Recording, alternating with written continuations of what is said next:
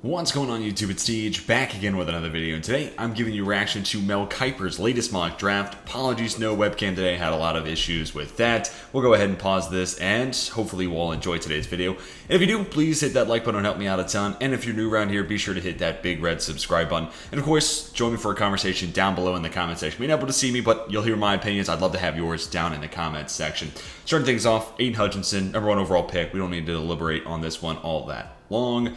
Kyle Hamilton at #2 is interesting. We talked about this in my last mock draft. I ended up going with Ikem Ekwonu, but Kyle Hamilton does feel like a safe play, and especially when you look at defensive defensive coordinator Aaron Glenn, former NFL DB, worked with the DBs when he was in New Orleans, did a lot of great work with Marcus Williams. He made him an impact player as soon as he touched the field. So I'd be intrigued to see what Aaron Glenn could do with someone like Kyle Hamilton. And 2 may be early for a safety, but given how versatile Hamilton is, he can do pretty much anything but play outside corner. There is a lot of value to try to tap into there. So to maximize the value of this, the pressure's on the shoulders of Aaron Glenn trying to move Hamilton around and be the ultimate, queen on a chessboard for your defense. On #3, this is Ikem Ekwonu, so OT1 in this draft for Kiper. And, hey, Houston, go ahead and take a project. Evan Neal's probably a little bit more polished right now, and Charles Cross certainly is in pass protection, but Ikem Ekwonu certainly gives you awesome upside. He's already a mauler, great athlete. You refine his pass protection skills and then hone in on what he can do moving forward as a vertical blocker, especially in the run game. This guy could be, one of the best inside the NFL at this position. So it's worth it for Houston. You try to move on from Larry McTunsell, reset your timetable, and try to, hone in what you could get out of Ikem Ekwonu. And then with the Jets at 4, this is kind of an interesting one because Falcons are wide receiver needy. Kiper's had mocks where the Giants go wide receiver, so I think he values the wide receivers in this class maybe a little bit higher than I would, but this is also a spot where the Jets can get ahead of everybody else, make sure they get their guy, and this is such an important year for Zach Wilson. If they think Drake London, hey, that's the wide receiver we're missing, we need a 6'4" contested catch guy who can help make things happen in the 20 below range of the field plus the red zone, maybe there is value in taking a Drake London at 4, especially if the alternative is more so like a Kayvon Thibodeau versus an Evan Neal. If you're thinking offensive line, at 10, you could go Trevor Penning. I'm not really in love with that. Maybe a Tyler Linderbaum if you're trying to patch up the interior. I don't think that's a huge need to go in the top 10 of the draft. So really, if you go London here at 4, I could see this opening up the possibilities of saying, hey, whatever edge rusher's there at 10, that tool will key in on, whether it's Travon Walker, Jermaine Johnson, whoever it is, that tool we will take at pick number 10. So I don't hate this for the Jets, jumping out in front of everybody, making sure they get their wide receiver, and if that is the emphasis behind this, then I kind of like it. On to the Giants, Evan Neal, and that's followed up by Carolina going Travon Walker, but Neal for the Giants feels like a slam dunk, plug and play. That's your right tackle to pair with Andrew Thomas. Still need to work on the interior, right? Mark Lewinsky is the only real addition there on the IOL. Still need a center. Maybe, if you trade back from 7, I don't know if Kiper did trades in this mock, but trade back from 7 or trade back from 5, which is something I plan on doing in my next mock. Maybe that allows you to get a Linderbaum, a Zion Johnson, or someone of that ilk. But Evan Neal, I think, is the dream scenario for the Giants at 5 because plug and play, that's your right tackle of the future. Travon Walker for the Panthers. This is a really interesting one. A lot of times you'll see quarterback or tackle. Like a lot of times it's Charles Cross, Ikem Ekwonu, Evan Neal, whoever's left over at 6. And then I'm starting to think this is a potential Kenny Pickett spot. I've had a hard time putting him into my mocks and finding a good place for him, but Ben McAdoo was just at his pro day, and it seems like the Panthers are really interested in what Kenny Pickett could do, and that could be a job-saving type of move for Matt Rule, someone who can stabilize your floor and try to get what you're missing out of should-be superstars in DJ Moore and a should-be nice star number 2 wide receiver in Robbie Anderson. So there's definitely meat left on the bone. So to go Travon Walker here is a little bit of a pivot in a different direction.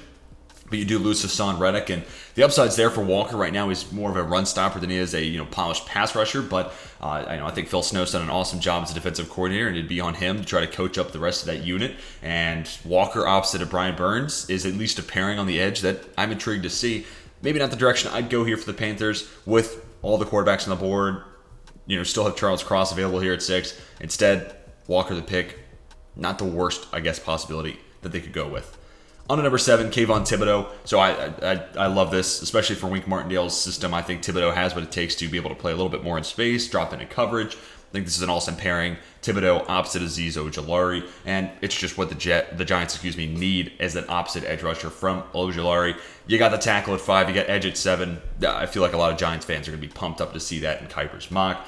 Garrett Wilson here at 8. This feels like the same thing I talked about in my mock, a really seamless fix, if you want to call it that, for the Calvin Ridley situation. Also, Ridley, correct me if I'm wrong, last year of his deal, probably not coming back to Atlanta. But in the event that Atlanta maybe swoons him over and decides to bring him back next offseason, him, Wilson, and Pitts, that's a really formidable trio. But for the time being, you're at least giving Marcus Mariota a shot with Wilson and Pitts being your primary pass catcher. So I like this, but this is a spot for Atlanta at 8. You could go get the top edge rusher available, and I'm not going to hate it. You could go out and land a wide receiver. I'm not going to hate it. There's a lot of routes in which the Falcons could go here. I'm kind of enamored by quarterback in this spot. Maybe Malik Willis sits for a year behind Marcus Mariota, but other positions outside of quarterback, there are so many holes for this Atlanta roster where I just can't really see them messing this pick up. This could also be a prime trade down spot, right? Like maybe the Eagles want to move up. Maybe Pittsburgh, Malik Willis still available here. Maybe they want to move up to 8 rather than 5 with the Giants or something like that. This could be a prime trade down spot, and the Falcons use a culmination of those new assets to try to patch away at some of those holes. Seattle Seahawks at 9. I think this would be a slam dunk, perfect scenario here for Seattle. I've been going to Sauce Gardner, but Charles Cross would be your franchise left tackle of the future, and whoever the franchise quarterback ends up being, they know my backside, assuming they're right-handed, my backside is protected by Charles Cross. So this would be an awesome scenario. I just haven't had him on the board falling this far in my mock drafts. But if he's there at 9, the Seahawks should not hesitate. That's your Dwayne Brown replacement very easily. Then for the Jets, Sauce Gardner, I don't hate this whatsoever. Gives you a nice outside rotation of DJ Reed, Bryce Hall, and your now 10th overall pick, Sauce Gardner. I think that's a really nice culmination of assets. And then you tack that on with Carl Lawson coming back. The defensive front should be better this year for the Jets. Get that pass rush, solid cornerback play. You even found a solid Marcus May replacement with Jordan Whitehead. I think they did a good job patching up that secondary. Adding Sauce Gardner gives you a legit number 1 corner and a perfect scheme fit, might I add. That feels like a way to try to finish off that defense. And then, the rest of the way, you're pretty much focusing on maybe linebacker, but primarily in the offense to try to maximize Zach Wilson in year 2. Derek Stingley Jr. for the Commanders at 11. I've been seeing a lot of corner here. Washington is kind of just in a weird spot where you'd love to see Kyle Hamilton fall here because it'd be an awesome fit. You'd love to see Drake London fall here because they feel like the top 2 players that should be on their board, at least in my eyes, if I was in that room, because it feels like the 2 positions they're missing the most.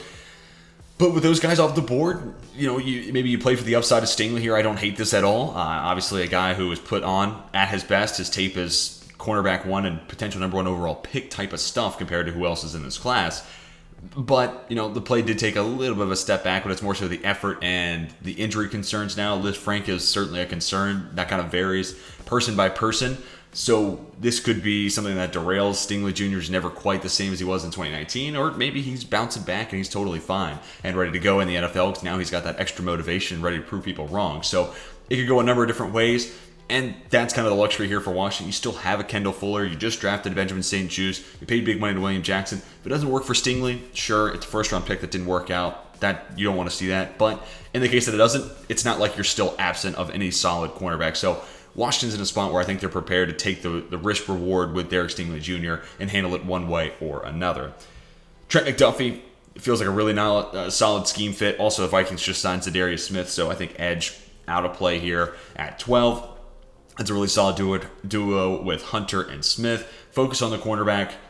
Trent McDuffie, again, perfect scheme fit, and to this point, the best corner on the board, so it makes a ton of sense for Minnesota.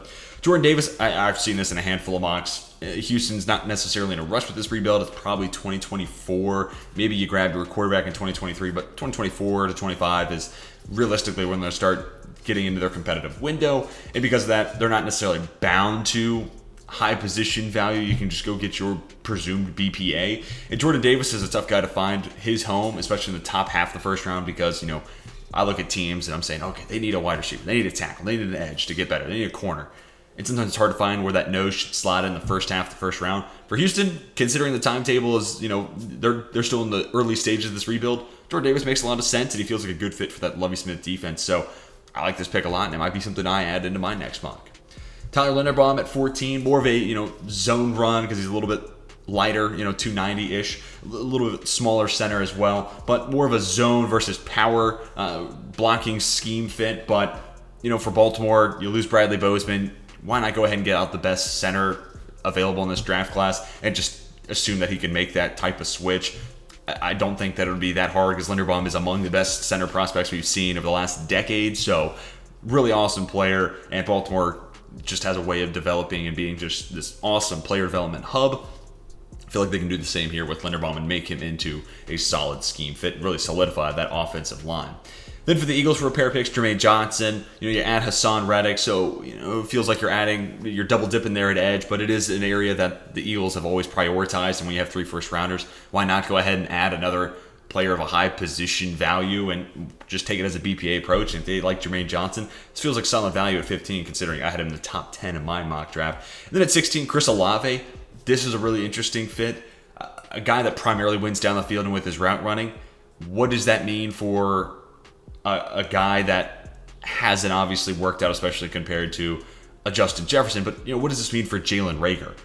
It feels like there's some overlap in the skill sets there with Olave and Reagor. That's why I've been trying to go Treylon Burks at 19 or somewhere thereabout for Philadelphia, because it feels like the one body type that they're missing, and I don't want to just throw away what Reagor might be able to do in year 3. But Olave, minimum, gives you what you didn't get out of Reagor right away, and that's that downfield threat. Hopefully it opens up a little bit more the middle part of the field for a guy like Devonta Smith, smooth route runner in his own right, and that helps open up the offense down the field and make the life for Jalen Hurts a little easier. Plus, defenses, you start pushing the safeties back, a little bit more running room, so to speak, for Jalen Hurts past the line of scrimmage, that 10-yard range. The further the safeties are back, harder it is for them to be able to make a play on a scrambling quarterback once he gets past the line of scrimmage. Tangent aside, Trevor Penning, this is what I had for the Chargers in my mock draft most recently. Feels like a really solid fit. This, Jameson Williams, or Devin Lloyd here. I really don't hate linebacker at 17 for the Chargers. Feels like one of the last pieces they're missing on defense. I think those are all solid options for LA. Kenny Pickett feels like more and more likely he might be the pick to Carolina at 6, but for all the same reasons the Panthers might be interested, New Orleans should be interested, right? They did bring back Jameis Winston on a 2-year contract. I'm intrigued to see what that experiment looks like, but if it doesn't work out, Pickett is a solid fallback plan, and even if Winston looks good, taking a quarterback in the first round, sure, he might not fetch you, a pick equivalent to the 18th overall, selection, but as long as he doesn't diminish his stock like a Josh Rosen, and even Rosen still fetched Arizona's second rounder. So if Pickett avoids something disastrous, a Nate Peterman type of showing in relief or whatever may happen to Winston, then you're probably going to get a high quality pick in return if you think, hey, Winston's our guy moving forward, we don't need Kenny Pickett anymore. Or the other way around. If Winston looks good, but you're like, hey, Pickett's going to be our guy, ready to give him the football in year 2 of his tenure, Winston's available on the market and he plays well this upcoming season, it could be a valuable trade asset there for New Orleans. So don't hate this play whatsoever, and it just gives you options for a team that has a solid roster, and Brady back in the NFC South certainly complicates things, and the NFC West may well send 3 teams to the playoffs again. So we'll see where the Saints' playoff picture and outlook sits at once we get through the draft, but good quarterback play will go a long way to trying to have you sneak in there. On the pick number 19, this is Devin Lloyd for the Eagles. I think you're going to see a whole lot of this. I've had Lloyd going 16 to the Eagles, but I think this is just the last missing part of that side of the football for the Eagles. In this mock, you add an edge, add a linebacker. I think you could still add to the secondary. I'd love to have a corner, but in this mock, at this point, Trent McDuffie's off the board. You could go Andrew Booth Jr. here at 19. I wouldn't hate that pick, but it does feel like maybe a little early considering he's more of a 20s, late 20s-ish range cornerback in the first round. So go Lloyd here. I think this is a really solid 3 picks here for Philadelphia and a little something different than what we normally see. Malik Willis, he's not falling to 20.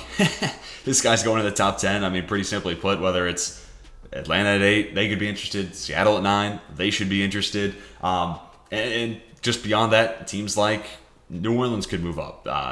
Even despite the Jameis Winston signing, who knows what they see in Malik Willis. There was a lot of rumored interest early on in this process, and I know Malik Willis has the eyes of the Steelers organization right now. Literally had dinner with him before his pro day. Mike Tomlin did with Willis. So I think it's going to take a trade to make this pick happen, but I think the Steelers are willing to load up and fire that gun. Considering Pittsburgh a couple of years ago traded from 20 to 10 to get Devin Bush, which that hasn't really worked out. I think for a franchise quarterback, they're willing to move up to 5. So we'll explore that in my next mock draft that I release with a trade between the Steelers and the Giants. Jameson Williams, nice wide receiver 1 for the Patriots. I think this is a solid outcome here for New England. Good value for Williams. I've been having him going a little earlier in my mocks. But it does beg the question, okay, what's New England going to do at cornerback? What's the plan at linebacker? Still some more holes to fill. And that being said, though, Williams has the capability and the skill set to be a wide receiver 1 in my eyes. So a team that needs one, Williams falls to your lap at 21, you might have to sprint the card in. Packers 22, you go Aaron Green. I really like, Chris Olave if he's available here. Obviously, he's not. Jameson Williams also taken off the board. So at this spot, it's a little tough draw for Green Bay. Kenya Green, left guard of the future, or potential right tackle if you decide to keep Elton Jenkins at left guard, but you probably kick Jenkins out to play right tackle. Green at left guard, solidify that offensive line. It's not the worst possible outcome there for Green Bay. Devontae Wyatt, Arizona desperately needs a defensive tackle. If Jordan Davis were to somehow fall into their lap at 23 to put that nose that they desperately need, Corey Peters now a free agent, that could go a long way to try to plug up the middle. And, I'd love to see what that would mean for someone like Isaiah Simmons. Does he just back off and become this ranging, cover the middle of the field type of guy? And then what does that mean for Zaven Collins? Can you tap at him as a pass rusher? If Davis falls to you at 23 and you make that pick and he alleviates so much of the concern stopping the run, what can you do with those versatile linebackers? So I'd love to see that happen. But here, Devontae Wyatt, more of your pass rusher, single gap penetrator. We'll see where he would line up in this formation. I think of him more as a 3-tech, so does that mean he's a 3-4 DN? Do you play him over the center? Time would have to tell that story, but it's a huge position to need and a squad that's going to need pass rush, especially, you bring in someone like a Jeff Gladney, a lot to prove still. The cornerback room's not great. Getting pass rush will help alleviate some of the concerns there on the back end. Tyler Smith to Cowboys. This is, I'm pretty sure, the earliest I've seen him go. Tackle guard, I still see that flexibility across a lot of people's eyes, so that is intriguing. I think at this spot at 24, you're probably banking on playing right tackle, considering the value you're assessing with this pick. Still have Zion Johnson on the board. Maybe I'd lean him over Tyler Smith in this spot. I just feel like Johnson might be a little bit more ready to play than where Smith is. Smith probably a little bit better of an athlete, so give and take there, upside versus floor. I think I might lean to Johnson, given where Dallas is, and they're close to competing, right? A couple moves away, despite a tough free agency period.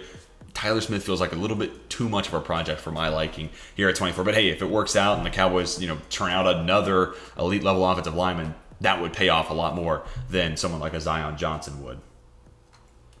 For the Buffalo Bills at 25, Zion Johnson, I'm getting carried away. Zion Johnson would be a good fit here, but Jahan Dotson, this is a great Cole Beasley replacement in my eyes. I stuttered there. Mel does mention the Jameson Crowder signing, so Crowder feels like he could be a rotation guy, him and Gabe Davis on the outside, or Jahan Dotson and Crowder in the slot. Crowder also battles injuries, so it could be something where first couple of weeks you're seeing more Crowder as Dotson's still getting acclimated to the playbook and the speed of the game, yada, yada, yada, normal media talk. And then by week 4 or 5, Dotson's your pretty much primary slot wide receiver with the occasional spotting of a Jamison Crowder on the field. So love this pick here. Cornerback 2 still feels like a huge need here.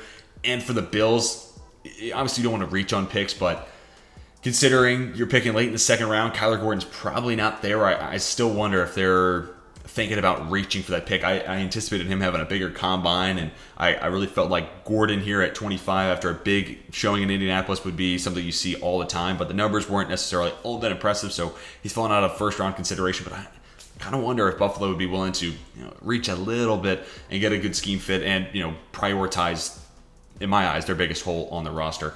But in this case, Jahan Dotson, solid value. Him and Crowder, that's your slot wide receiver replacement for Cole Beasley. Love it, and you're just adding on to an offense that has the capability of easily dropping 30-plus a game. Zion Johnson does come off the board here. The Titans, I love this pick with all my heart, and this gives you some flexibility. Johnson could play, tackle, but I think of him more as a left guard. In this, occurrence for the Titans, you play Dylan Radunz over at right tackle. You finish off that offensive line, and like Mel says here, Treylon Burks, Jahan Dotson could be in play for sure is that third wide receiver for Tennessee after the Robert Woods move. But you get Woods, you run a lot of 2 wide receiver sets. Westbrook-Akina is not great, but if he's your 3 in that run-heavy offense, you could probably pass for it. It's kind of like what Minnesota's been doing in years past with, KJ Osborne or, plenty of other, below-average wide receivers in the past few years. You put your priorities elsewhere. So I like Johnson here at 26. Radunz kicks out to right tackle, and the offensive line is solidified in front of Derrick Henry. Breece Hall, I'm pretty sure this was released before the re-signing of Leonard Fournette, and it's clear that is the case. Hall could be a guy who sneaks in the first round. It's just more so I don't know what team necessarily would want to do that, because even the back half of the first round, I see some glaring needs that teams can get better at, or like a Cincinnati at 31. They already got a running back. Now, maybe at 32 with the Lions, perhaps, but still got another year with Jamal Williams. You already have DeAndre Swift. Not crazy about it, but maybe Hall at 32 could make some sense. Second first-round pick for the Lions, too, so maybe use that second first-rounder on a lower position value. It's possible. But here at Breece Hall, I think that's not really happening here for the Bucs now. Instead, IDL, maybe you find an interior offensive lineman to play that left guard spot, and then either your offensive or defensive line is pretty much complete. Treylon Burks to the Packers, that's a solid fit, and I'm kind of surprised he fell to this point. I know the Indy showing and the combine numbers weren't insane compared to the hype that was being built up for Burks, but they were still solid, right? And he should still go in the first round. Maybe not a top 10, but maybe in that mid to back end of the round. I think this is a really solid addition, and he fits that size profile that the Packers have liked, pretty much my entire life. It's 6'2", 6'3" Greg Jennings. It's 6'3", 6'4" Jordy Nelson. It's Devontae Adams at 6'2"-ish. They like these bigger body dudes who are shifty and really can work over the intermediate parts of the field. And then you have your complementary deep threats, your MVSs throughout the years. Randall Cobb did that for a little bit, and presumably will still continue to do that. Him and Amari Rodgers working out of the slot. But Burks here, I think this is a solid add. Him and Kenya Green, you finish off the offensive line, keeping Aaron Rodgers upright, obviously a big priority. You get him a big body weapon to try to help replace someone to the caliber of Devontae Adams. Still think they need to add another wide receiver. If they go Burks here at 28, maybe it's a second rounder, maybe it's some life in free agency, maybe it's a trade.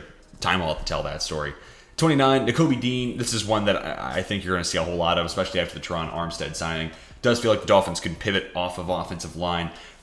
And Dean feels like I don't know, he feels like he's some of an overlap with Jerome Baker. They're both really solid athletes, but Baker, some of his best grades last year per Pro Football Focus came as a blitzer, and that's really what I see Dean being best at. Also a little smaller. Baker, not necessarily the biggest guy. It just feels like there's a little bit of an overlap. So maybe you try to get someone else in this spot. Maybe a Quay Walker sneaks in the first round.